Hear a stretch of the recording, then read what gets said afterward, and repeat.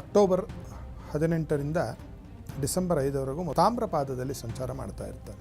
ಅಂದರೆ ಅವನು ತಟಸ್ಥ ಗ್ರಹ. 50% ಒಳಿತು, 50% ಕೆಡಕನ್ನು ಮಾಡಬಹುದಾಗಿದೆ. ವಿದ್ಯಾರ್ಥಿಗಳಿಗೆ ಉನ್ನತಿ ಉಂಟಾಗುತ್ತೆ.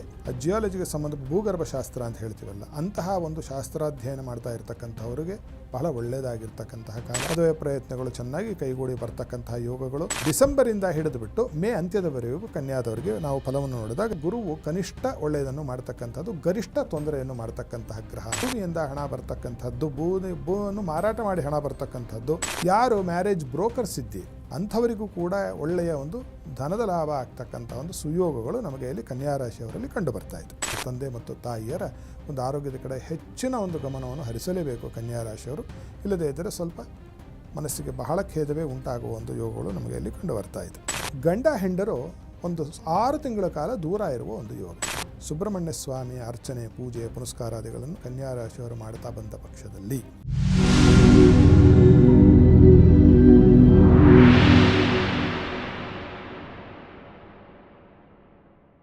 ನಮಸ್ಕಾರ ವೀಕ್ಷಕರೇ, ಟಿವಿ ವಿಕ್ರಮ ಹಂಸಧ್ವನಿ ಕಾರ್ಯಕ್ರಮಕ್ಕೆ ಸ್ವಾಗತ. ನಾನು ಶ್ವೇತಾ.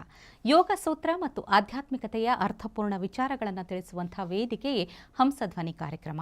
ಎಂದಿನಂತೆ ತಮ್ಮ ಉತ್ಕೃಷ್ಟ ವಿಚಾರಧಾರೆಗಳಿಂದ ಭಕ್ತರ ಮನಸ್ಸನ್ನು ಬೆಳಗುತ್ತಿರುವ ತತ್ವಜ್ಞಾನಿಗಳು, ಮಾರ್ಗದರ್ಶಕರು ಆಗಿರುವಂತಹ ಹಂಸಶ್ರೀ ಸವಿತೃ ಶರ್ಮಾ ಗುರುಜಿ ಇದ್ದಾರೆ. ಗುರುಜಿ, ನಿಮಗೆ ಕಾರ್ಯಕ್ರಮಕ್ಕೆ ಆತ್ಮೀಯವಾದ ಸ್ವಾಗತ.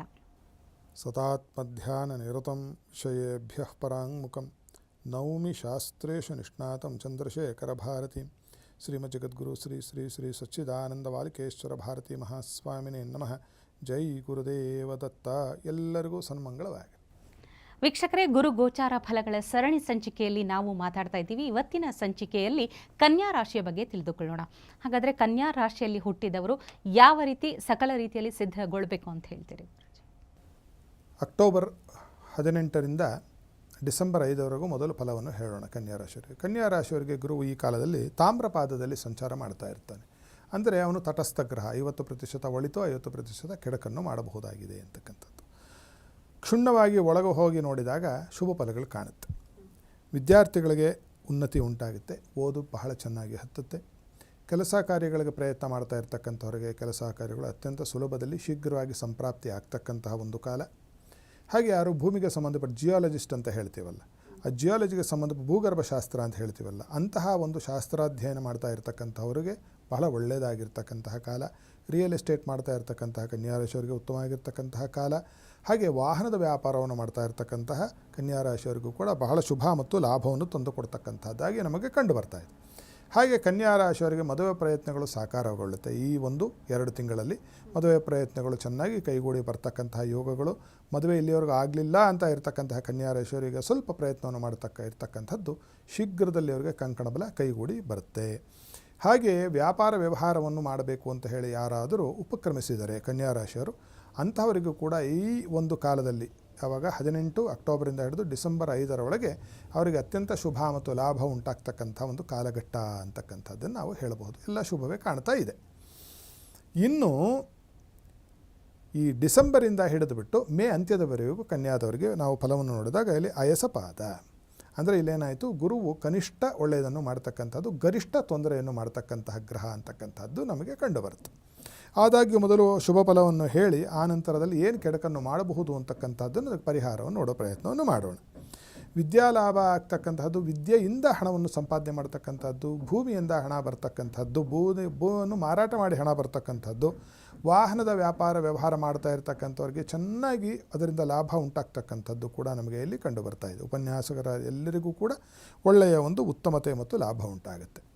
ಮತ್ತು ಯಾರು ಪಾಲುದಾರಿಕೆ ವ್ಯಾಪಾರದಲ್ಲಿ ಕೆಲಸ ಮಾಡ್ತಾ ಇದ್ದೀರಿ, ವ್ಯಾಪಾರ ಮಾಡ್ತಾರೆ, ಅಂಥವರಿಗೂ ಕೂಡ ಹೆಚ್ಚಿನ ಪಾಲುದಾರರಿಂದ ಹೆಚ್ಚಿನ ಅನುಕೂಲ ಮತ್ತು ಏಳಿಗೆ ಮತ್ತು ಶುಭ ಇತ್ಯಾದಿಗಳು ಉಂಟಾಗುತ್ತೆ. ನಿಮ್ಮ ಗಂಡ ಅಥವಾ ನಿಮ್ಮ ಹೆಂಡತಿಗೆ ಅವರಿಂದ ನಿಮಗೆ ಹಣದ ಲಾಭ ಉಂಟಾಗ್ತಕ್ಕಂಥದ್ದು, ನವನವೀನವಾಗಿರ್ತಕ್ಕಂತಹ ಉಡುಗೆ ತೊಡುಗೆಗಳನ್ನು ಕೊಳ್ಳತಕ್ಕಂಥದ್ದು ಮತ್ತು ಆಭರಣದ ಧಾರಣೆಯನ್ನು ಮಾಡತಕ್ಕಂತಹ ಶುಭಯೋಗಗಳು ಕೂಡ ಇಲ್ಲಿ ನಮಗೆ ಕಂಡು ಬರ್ತಾ ಇದೆ. ಯಾರು ಮ್ಯಾರೇಜ್ ಬ್ರೋಕರ್ಸ್ ಇದ್ದೀರಿ, ಅಂದರೆ ಮದುವೆಗೆ ಮಧ್ಯವರ್ತಿಕೆಯನ್ನು ಯಾರು ವಹಿಸ್ತಾ ಇದ್ದೀರಿ, ಅಂಥವರಿಗೂ ಕೂಡ ಒಳ್ಳೆಯ ಒಂದು ಧನದ ಲಾಭ ಆಗ್ತಕ್ಕಂಥ ಒಂದು ಸುಯೋಗಗಳು ನಮಗೆ ಇಲ್ಲಿ ಕನ್ಯಾ ರಾಶಿಯವರಲ್ಲಿ ಕಂಡು ಬರ್ತಾ ಇದೆ.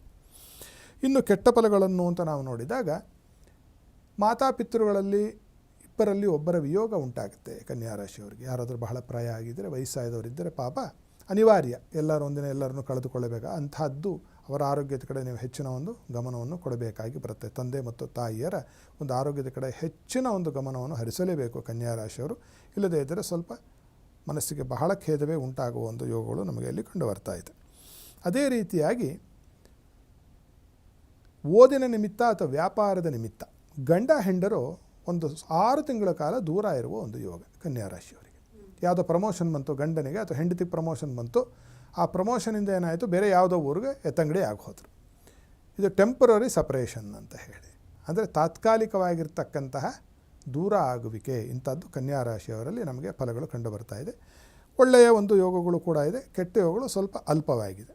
ಏನಪ್ಪ ಮಾಡಬೇಕು ಈ ಪರಿಹಾರಕ್ಕಾಗಿ, ಈ ದೋಷ ಪರಿಹಾರ ಮಾಡೋಕ್ಕೆ ಏನು ಸ್ವಾಮಿ ಮಾಡಬೇಕು ಅಂತಂದರೆ, ಸುಬ್ರಹ್ಮಣ್ಯ ಸ್ವಾಮಿಯ ದರ್ಶನ, ಸುಬ್ರಹ್ಮಣ್ಯ ಸ್ವಾಮಿಯ ಅರ್ಚನೆ, ಪೂಜೆ, ಪುನಸ್ಕಾರಾದಿಗಳನ್ನು ಷಷ್ಠಿಯ ದಿವಸ ಉಪವಾಸವನ್ನು ಕನ್ಯಾ ರಾಶಿಯವರು ಮಾಡ್ತಾ ಬಂದ ಪಕ್ಷದಲ್ಲಿ ಈ ಹೇಳಿದಂತಹ ಕೆಟ್ಟ ಫಲಗಳಷ್ಟೂ ಕೂಡ ನೀಗಿ ಅವರ ಜೀವನವು ಬಹಳ ಹಸನಾಗುತ್ತೆ ಅಂತಕ್ಕಂಥದ್ದನ್ನು ನಾವು ಫಲವನ್ನು ಹೇಳಬಹುದಾಗಿದೆ.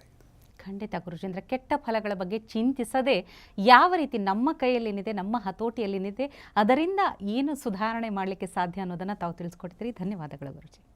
ಸರ್ವೇ ಜನ ಸುಖಿನೋ ಭವಂತು. ವೀಕ್ಷಕರೇ, ಇವತ್ತಿನ ಸಂಚಿಕೆಯಲ್ಲಿ ಕನ್ಯಾ ರಾಶಿಯಲ್ಲಿ ಹುಟ್ಟಿದವರಿಗೆ ಗುರು ಗೋಚಾರ ಫಲಗಳು ಹೇಗಿರುತ್ತೆ ಅನ್ನೋದನ್ನು ತಿಳಿದುಕೊಂಡಿದ್ದೀವಿ. ಮುಂದಿನ ಸಂಚಿಕೆಯಲ್ಲಿ ಮತ್ತೊಂದು ರಾಶಿಯ ಬಗ್ಗೆ ತಿಳಿದುಕೊಳ್ಳೋಣ. ನಿಮ್ಮಲ್ಲೂ ಪ್ರಶ್ನೆ ಸಮಸ್ಯೆಗಳಿದ್ದಲ್ಲಿ ನಮ್ಮ ಸ್ಕ್ರೀನ್ ಮೇಲೆ ಇರುವಂಥ ನಂಬರನ್ನು ಕಾಂಟ್ಯಾಕ್ಟ್ ಮಾಡಿ ಗುರುಜಿಗಳನ್ನು ನೇರವಾಗಿ ಸಂಪರ್ಕಿಸಿ ನಿಮ್ಮ ಸಮಸ್ಯೆಗಳಿಗೆ ಪರಿಹಾರವನ್ನು ಕಂಡುಕೊಳ್ಳಬಹುದು. ನಮಸ್ಕಾರ.